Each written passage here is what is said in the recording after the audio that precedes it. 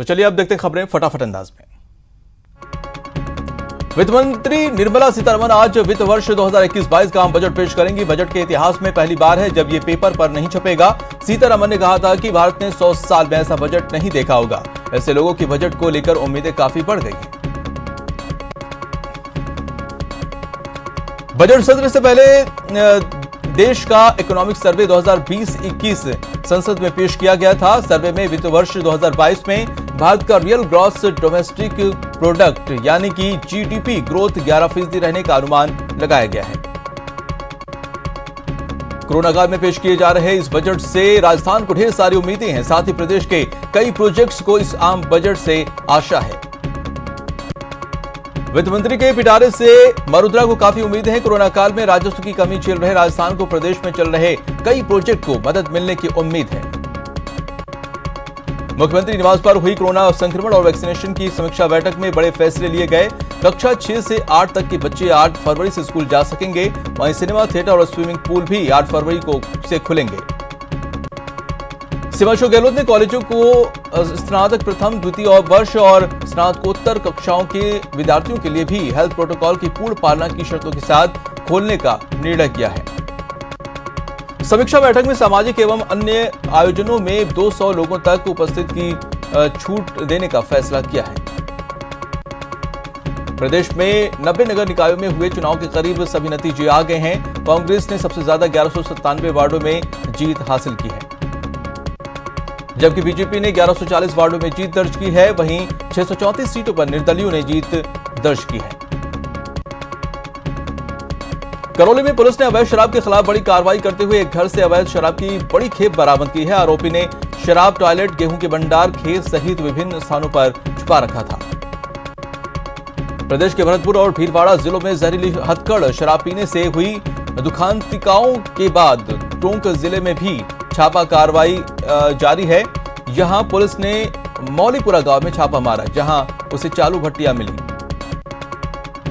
Kota police ने बड़ी कार्रवाई करते हुए हथियारों के साथ 3 बदमाशों को गिरफ्तार किया है। वहीं पुलिस ने बदमाशों के कब्जे से 3 देसी कट्टे और 2 जिंदा कारतूस बरामद किया। करौली में अवैध शराब के खिलाफ चलाए जा रहे अभियान के तहत डीएसटी टीम ने सनेट गांव में एक घर में छापेमारी की, जहां से भारी मात्रा में अवैध शराब जब्त की है। भगवान श्री राम के भव्य मंदिर निर्माण को लेकर चलाए जा रहे निधि समर्पण अभियान के तहत सांसद जौनापुरिया ने 1,21,21,121 रुपए की राशि भेंट की। जिले भर में जगह जगह लगाए गए 2125 बूथों पर 5110 वैक्सीनेटर ने 0 से 5 साल तक के 1,49,652 बच्चों को पोलियो की खुराक पिलाई गई। मुख्य चिकित्सा एवं स्वास्थ्य अधिकारी डॉक्टर भूपेंद्र सिंह तंवर ने जेके लोन चिकित्सालय में बच्चों को दवा पिलाकर बूथ का शुभारंभ किया। विधानसभा अध्यक्ष डॉक्टर सीपी जोशी की पहल पर रेलमगरा में आयोजित दूसरे खेल महाकुंभ का समापन हुआ। रेलमगरा स्टेडियम में आयोजित इस कुंभ के दौरान कई लोग मौजूद रहे। झालावाड़ में संकष्ट चतुर्थी तिलकुटा चौथ के अवसर पर चौथ माता मंदिर पर रविवार शाम से दर्शनार्थियों की भीड़ यहां उमड़ना शुरू हो गई है।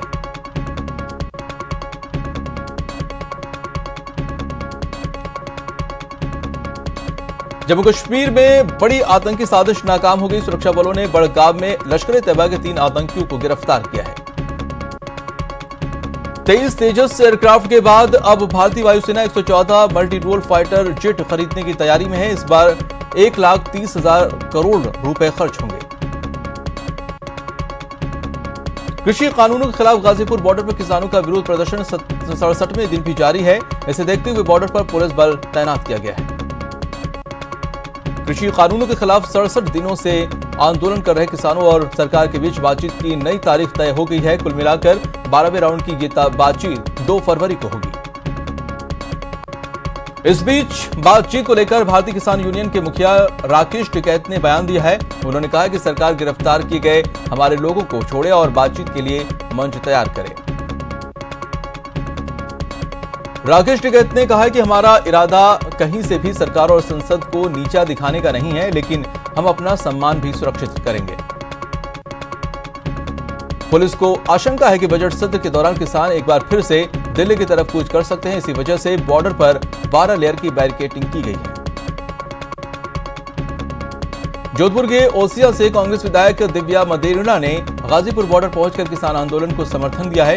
राकेश टिकैत को समर्थन देने के बाद मदेरणा ने कहा है कि मैं किसान की बेटी हूं, इसलिए समर्थन में आई। दिल्ली में इजरायली दूतावास के बाद धमाके में ईरान कनेक्शन सामने आ रहा है। दूतावास के बाहर से मिले लिफाफे के अंदर की चिट्ठी इजरायल के राजदूत के नाम से है। मौके से बरामद चिट्ठी में धमाके को ट्रेलर बताया गया है।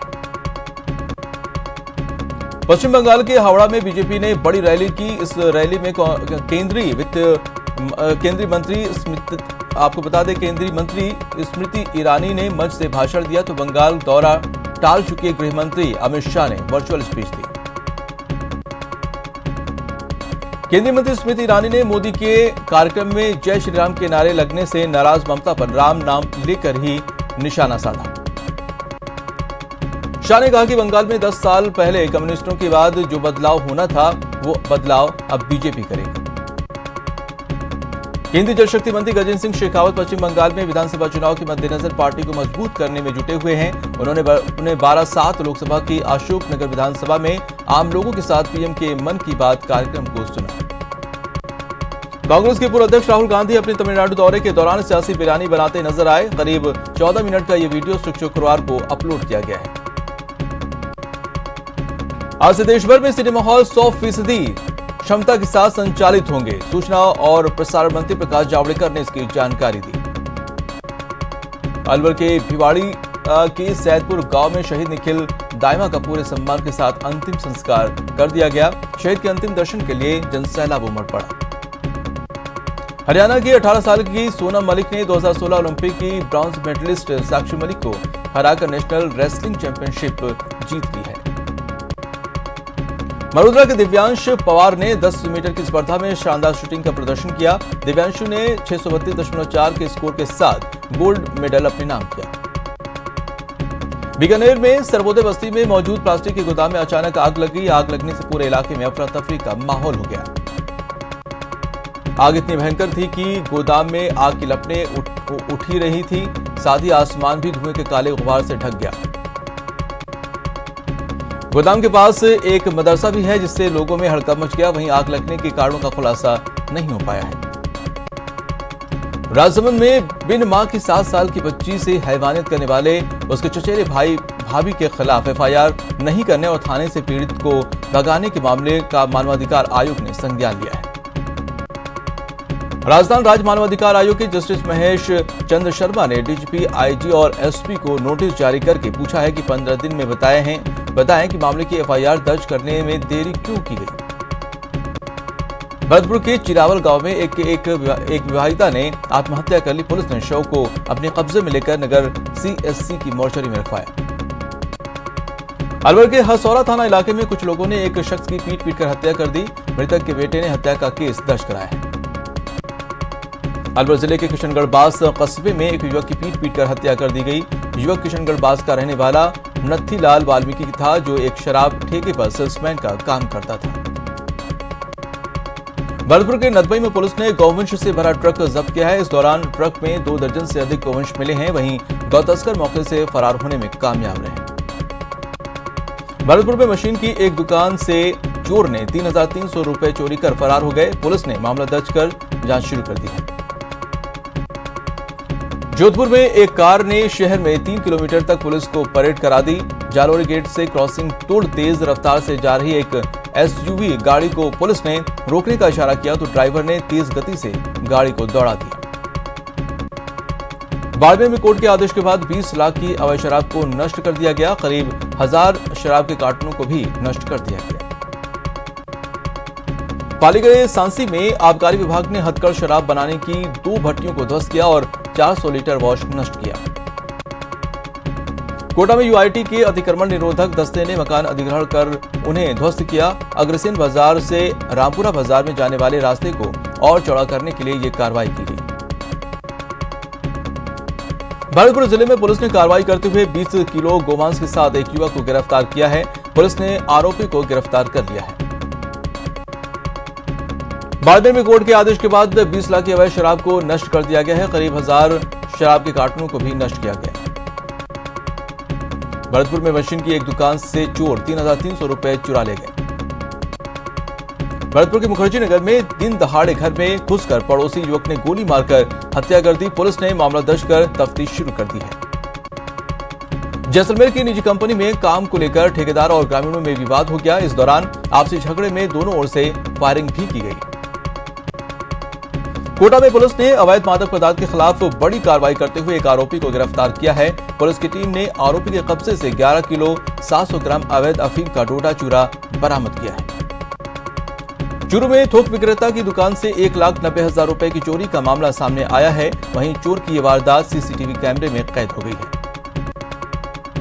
सीकर जिले में पुलिस ने कार्रवाई करते हुए वाहन चोर गिरोह का पर्दाफाश किया है। पुलिस ने वाहन चोरी के आरोप में 3 लोगों को गिरफ्तार किया है। बीकानेर में कुछ लोगों ने एक होटल में घुसकर संचालक और काम करने वालों के साथ मारपीट की, जिससे होटल संचालक के गंभीर चोटें आई हैं उसे। अलवर के बांसुर में दिनदहाड़े बदमाशों ने एक युवक पर लाठी से हमला कर दिया, जिसमें युवक बुरी तरह से घायल हो गया है। ब्रेक के बाद आपका स्वागत है। कुछ और अहम खबरें फटाफट अंदाज में। डूंगरपुर नगरपालिका सभापति के उम्मीदवार के तौर पर अमृतलाल कासुला की घोषणा हुई है। भाजपा कार्यालय में पत्रकार वार्ता के दौरान घोषणा हुई। अजमेर में नगर निगम के परिणाम सामने आने के बाद हारे और जीते प्रत्याशियों के बीच कहासुनी का दौर भी शुरू हो गया है, जिसके बाद मामला थाने तक जा पहुंचा। भीलवाड़ा नगर परिषद चुनाव परिणाम में बीजेपी को पिछले 3 नगर परिषद चुनाव की तुलना में इस बार बड़ा नुकसान उठाना पड़ा है। इस बार बीजेपी को 70 वार्डों में से 31 पर ही संतोष करना पड़ा। राजस्थान प्रदेश कांग्रेस कमेटी की सचिव पद पर राखी गौतम के नियुक्त होने पर समर्थकों और कांग्रेस के कार्यकर्ताओं में उत्साह देखने को मिला। करौली में वायरमैन एसोसिएशन चुनाव नाहर कठेरा वाले हनुमान मंदिर के परिसर में संपन्न हुआ। डूंगरपुर में नगर परिषद के मतदान के बाद बीजेपी के जीते हुए पार्षद उम्मीदवार रविवार को बाड़ेबंदी में पहुंचे, जहां पार्षदों को किसी से बात नहीं करने दी गई। राज्य मंत्री डॉक्टर सुभाष गर्ग भरतपुर के एक दिन के दौरे पर रहे। इस दौरान उन्होंने विधानसभा क्षेत्र के कई लोगों की परेशानी सुनी। जोधपुर में महावीर जैन नवयुवक मंडल और भगवान महावीर जन्म महोत्सव समिति ने महावीर जन्म उत्सव पर कई कार्यक्रमों का आयोजन किया। जोधपुर में 6 साल पहले सड़क हादसे में जान गंवा बैठे व्यक्ति के परिवार ने रक्तदान शिविर का आयोजन किया और इस मौके पर बहुत लोगों ने हिस्सा लिया। तिलचौथ के मौके पर इटावा में मौजूद माता कंकाली के दर्शन को श्रद्धालुओं का सैलाब उमड़ा। पार्वती नदी की जलधारा, खेतों की पगडंडी और सड़कों पर भक्तों का रेला नजर आ रहा। पल्स पोलियो अभियान के तहत भरतपुर में चिकित्सा अधिकारी ने जागरूकता रथों को झंडी दिखाकर रवाना किया। साथ ही वैक्सीन वाहनों को भी रवाना कर बूथों तक पहुंचाया। कोटा में मातृ शिशु जेके लोन अस्पताल में डॉक्टरों और न्याय मित्र की टीम ने अस्पताल का निरीक्षण किया। भरतपुर में अन्नकूट महोत्सव को लेकर रघुनाथ मंदिर में अन्नकूट महोत्सव का आयोजन किया गया। भरतपुर के आरडी गर्ल्स कॉलेज ग्राउंड पर स्थापना कार्यक्रम को लेकर लवानिया क्रिकेट क्लब की ओर से क्रिकेट प्रतियोगिता का आयोजन किया गया। राष्ट्रीय स्वयंसेवक संघ की राजस्थान में बौद्धिक विभाग के गंगा विशन ने जोधपुर में आयोजित एक प्रेस कॉन्फ्रेंस को संबोधित किया और इस दौरान उन्होंने कहा कि भगवान राम भारत की आत्मा है।